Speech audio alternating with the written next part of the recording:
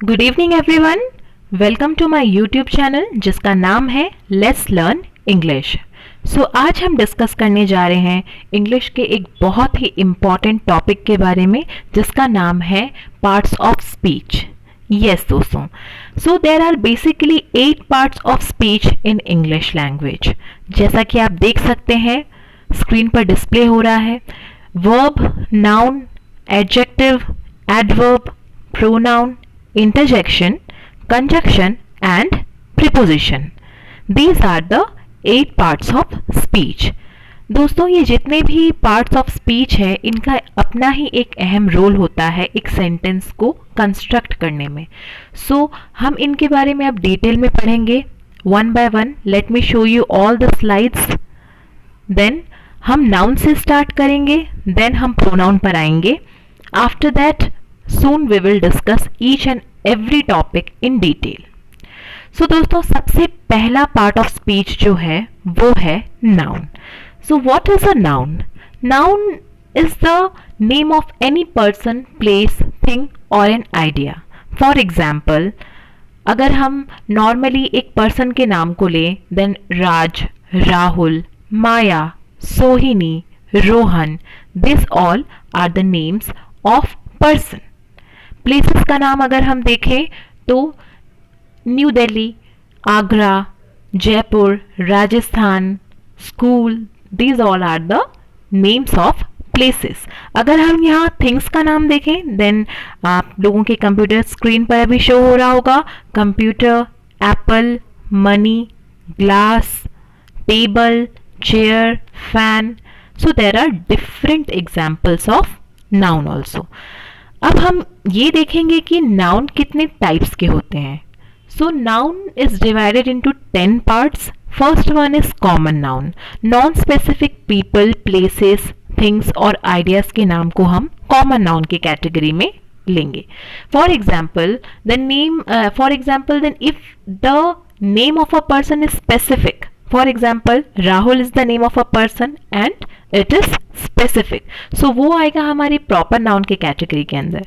But if I will call just the name of a man, for example अगर मैं सिर्फ man कहती हूँ या फिर एनिमल कहती हूँ, बॉय इफ आई से और आई से अ गर्ल, देन ये जितने भी नाउन हैं ये आपके कॉमन नाउन के कैटेगरी में आएंगे। Then proper noun, specific names of people, places and things.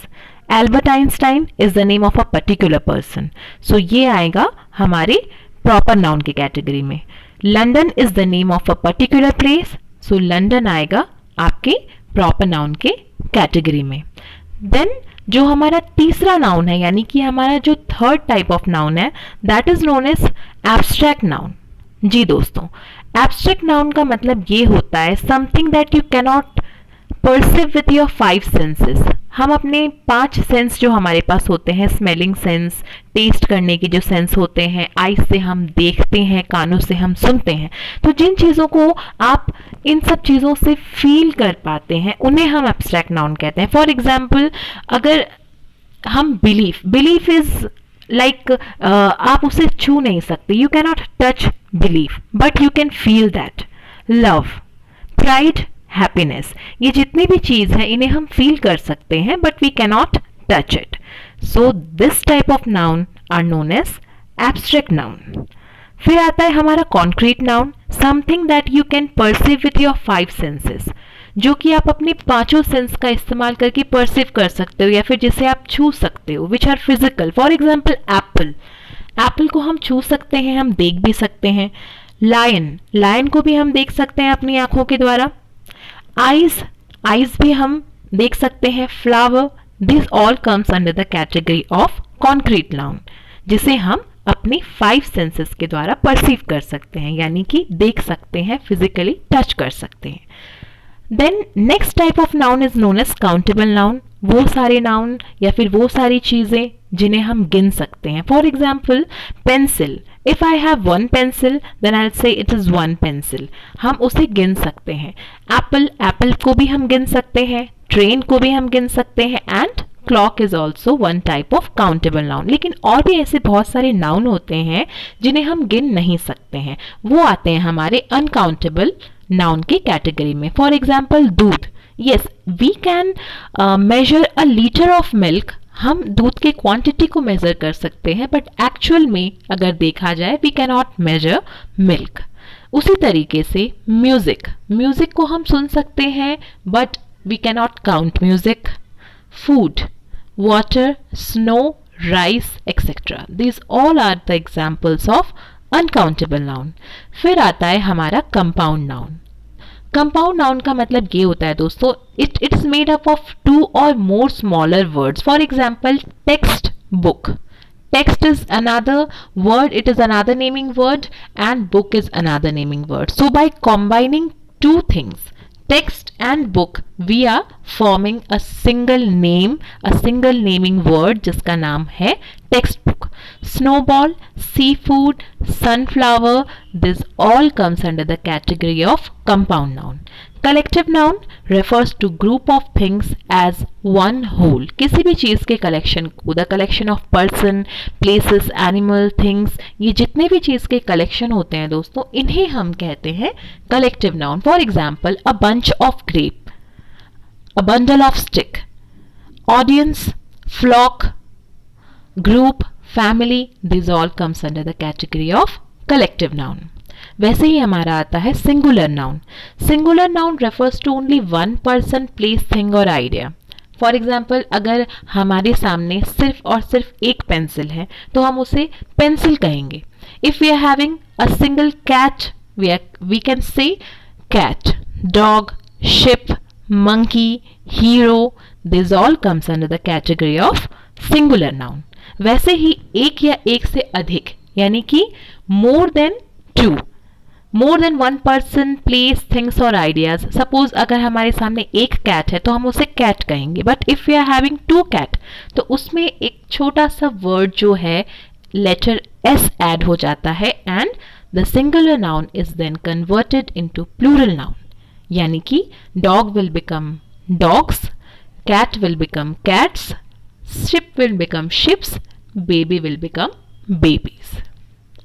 So this is the first part of speech which we have covered now, that is noun. So let us come to the second part of speech, that is pronoun.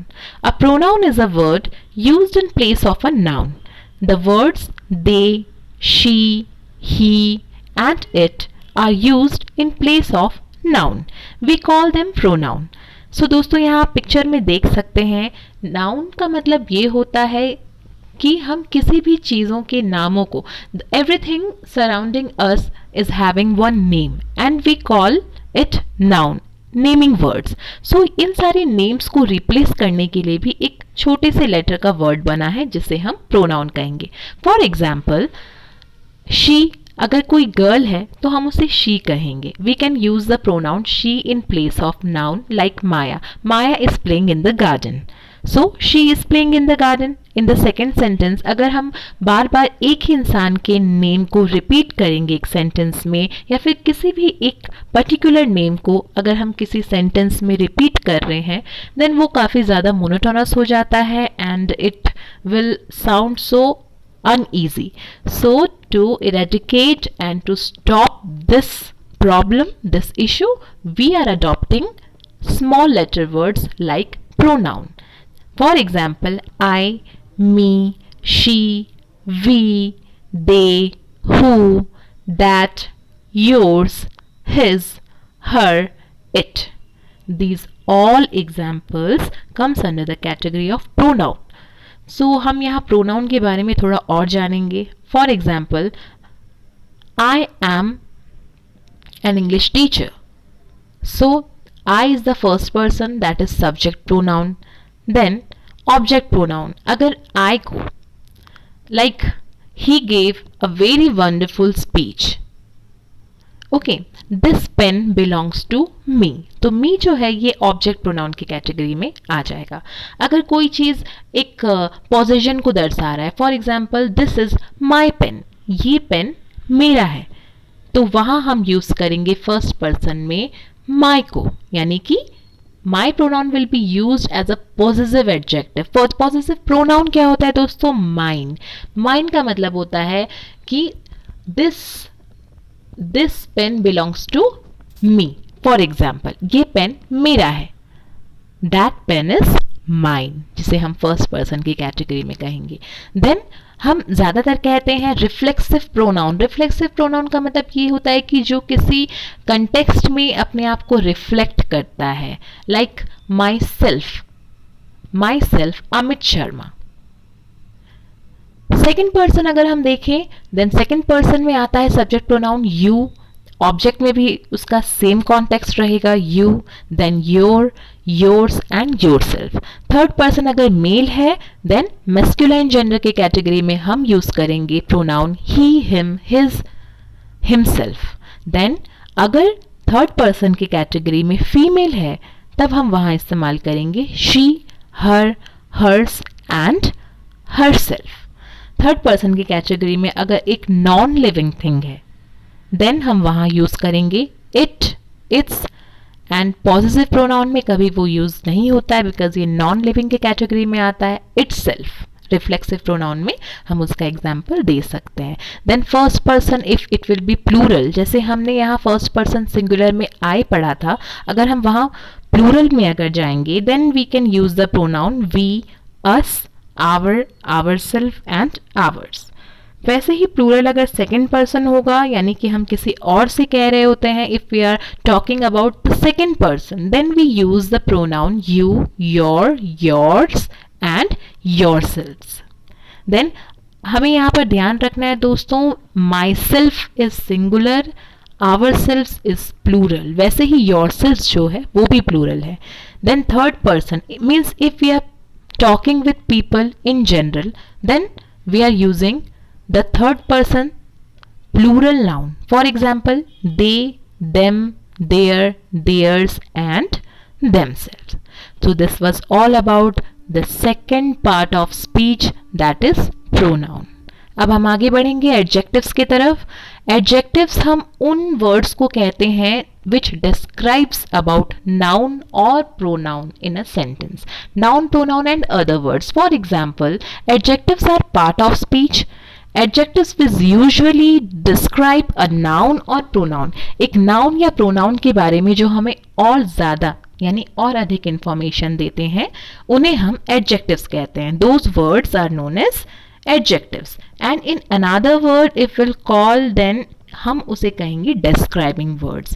Adjective tells us something about the person, place or thing. Adjective can be used before or after noun. Example के तौर पे हम यहाँ एक example देख सकते हैं, that is a cute kitten, वो एक बहुत ही क्यूट किटन है. सो द वर्ड क्यूट जो है वो उस किटन को डिस्क्राइब कर रहा है, दैट किटन इज क्यूट. हम सेंटेंस को दूसरे तरीके से भी लिख सकते हैं. यहाँ पर मैं आप लोगों को एक और एग्जाम्पल देना चाहूंगी.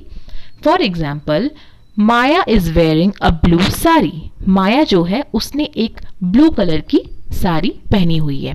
सो यहाँ जो वर्ड है दोस्तों ब्लू, ये हमें सब्जेक्ट के बारे में यानी कि माया के बारे में और ज़्यादा डिस्क्राइब कर रहा है. इस पूरे सेंटेंस में माया एक नाउन है. Maya is the name of a girl and उसने कौन से कलर की साड़ी पहनी है, उसने पर्टिकुलरली ब्लू कलर की साड़ी पहनी है.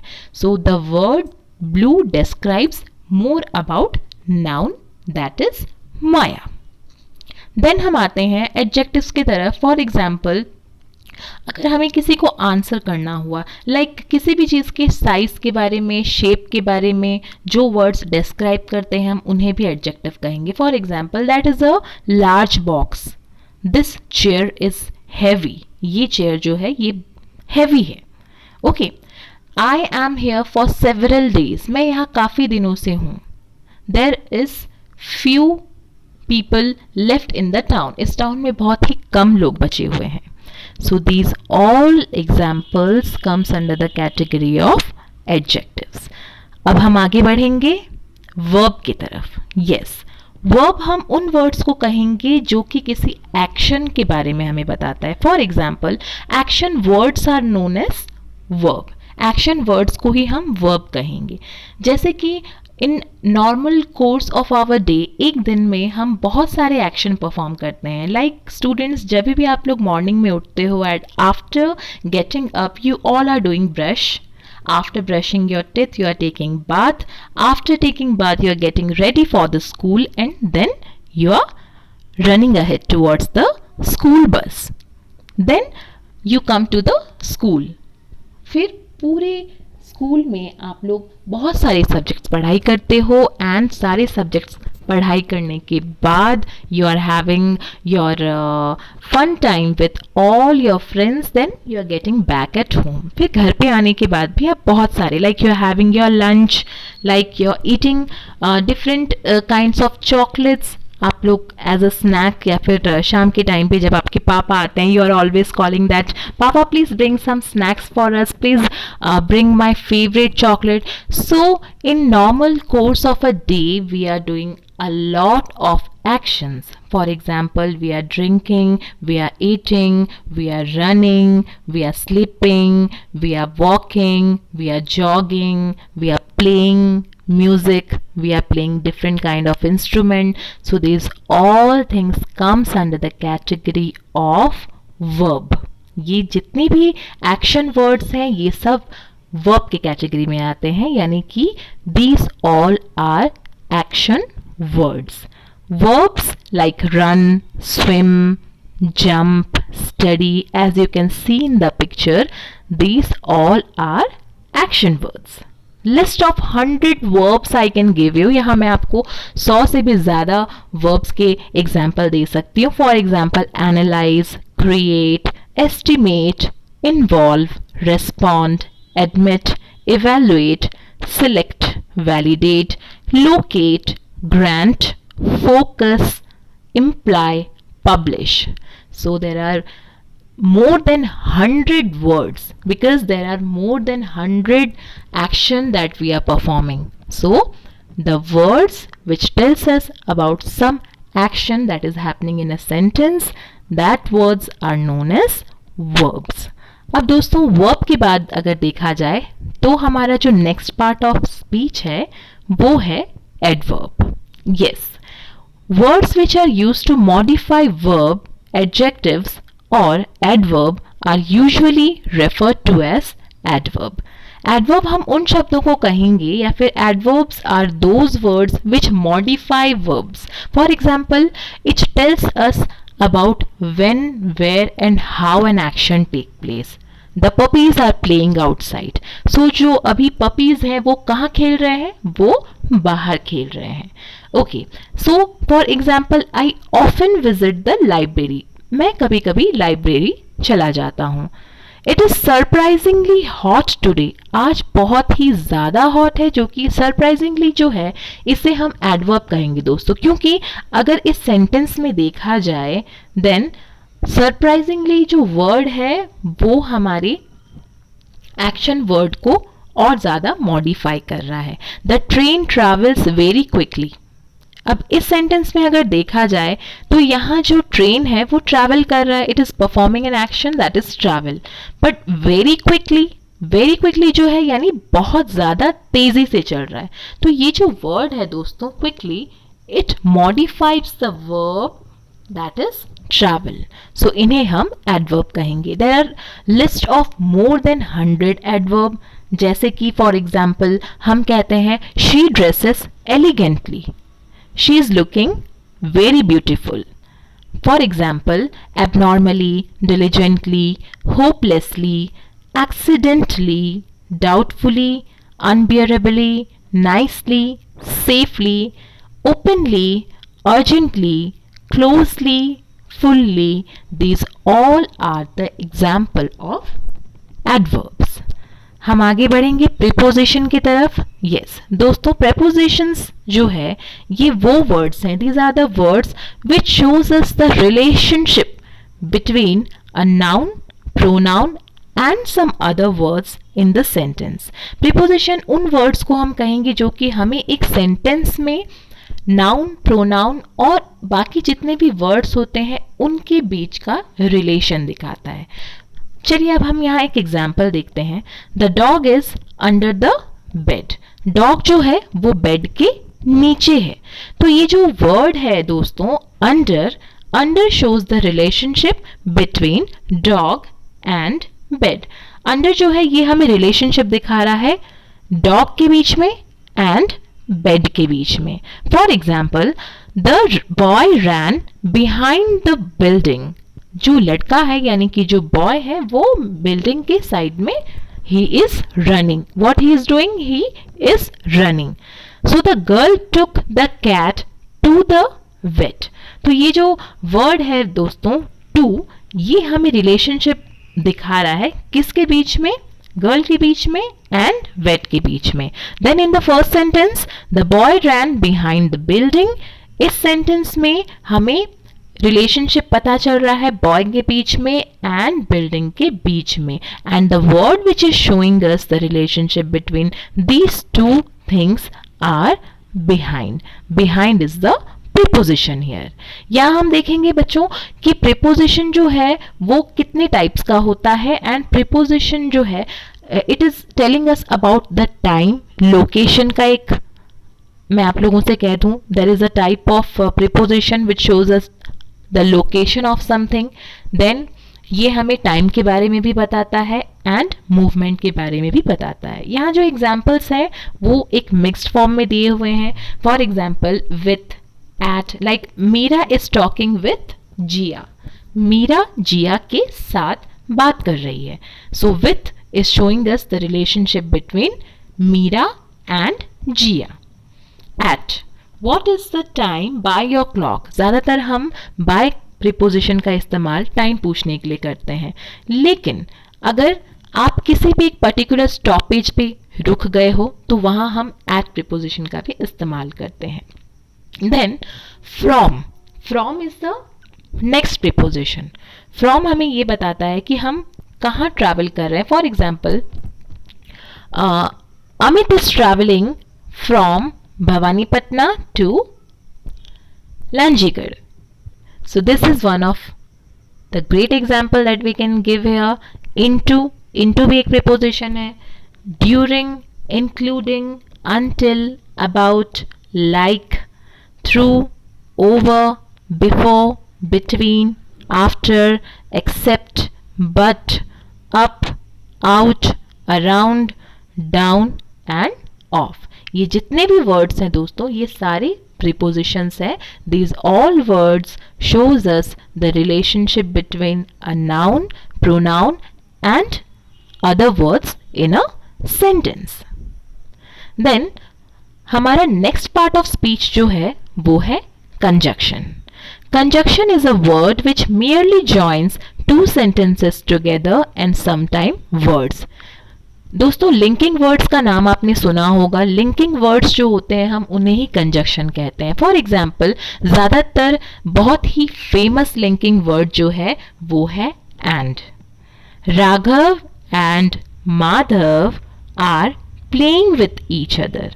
तो यहाँ जो मैंने आप लोगों से एग्जाम्पल दिया राघव एंड माधव, तो ये जो वर्ड है एंड, ये राघव और माधव को लिंक कर रहा है यानी कि जोड़ रहा है. तो इसे हम कहेंगे conjunction which joins two sentences together. And कई बार ये वर्ड्स को भी जोड़ता है. एग्जाम्पल के लिए आप देख सकते हैं यहाँ पर फर्स्ट एग्जाम्पल में लिखा हुआ है birds fly but cattle don't. Birds जो हैं वो तो उड़ सकते हैं मगर जो कैटल यानी कि जो भेड़ होते हैं वो उड़ नहीं सकते हैं. तो इन दोनों के बीच में इन दो वर्ड्स को लिंक करने वाला एक वर्ड यहाँ पर है जो कि बट है. BUT, but. She is brave but her sister is coward. वो तो ब्रेव है लेकिन उसकी जो सिस्टर है वो कावर्ड है. लेकिन एक ऐसा वर्ड है जिसका मीनिंग है इंग्लिश में but. So but is also the conjunction. ये हमें दो वर्ड्स के बीच का लिंकिंग वर्ड शो कर रहा है. ही is 12 years old and his brother is 11 years. वो 12 साल का है एंड जो यहाँ वर्ड है इसे हम कंजक्शन कहेंगे because and is joining the two phrase that is he is 12 years old and his brother is 11 years old. Then Ali can't walk but he is ill. Then kinds of conjunction की अगर हम बात करें then there are basically 3 kinds of conjunction.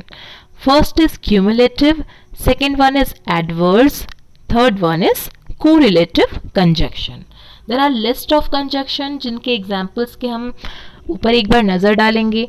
For example and, still, either और, not, only, until, if, however, whereas, so, as, both, no sooner, whether और, ये सारे examples conjunction के हैं. और एक फैक्ट मैं आप लोगों को बता दूं, एक फन फैक्ट है, एक निमोनिक्स है शॉर्ट फॉर्म जिसे याद करके हम जो बेसिक कोरिलेटिव कंजक्शन होते हैं उन्हें याद रख सकते हैं.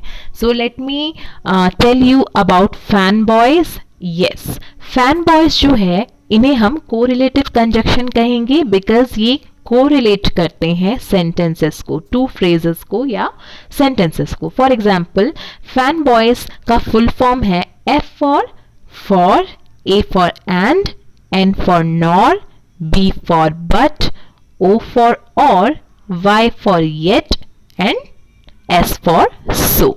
These are the fan boys conjunction जो कि हमारे कोरिलेटिव कंजक्शन के कैटेगरी में आता है. So this is one of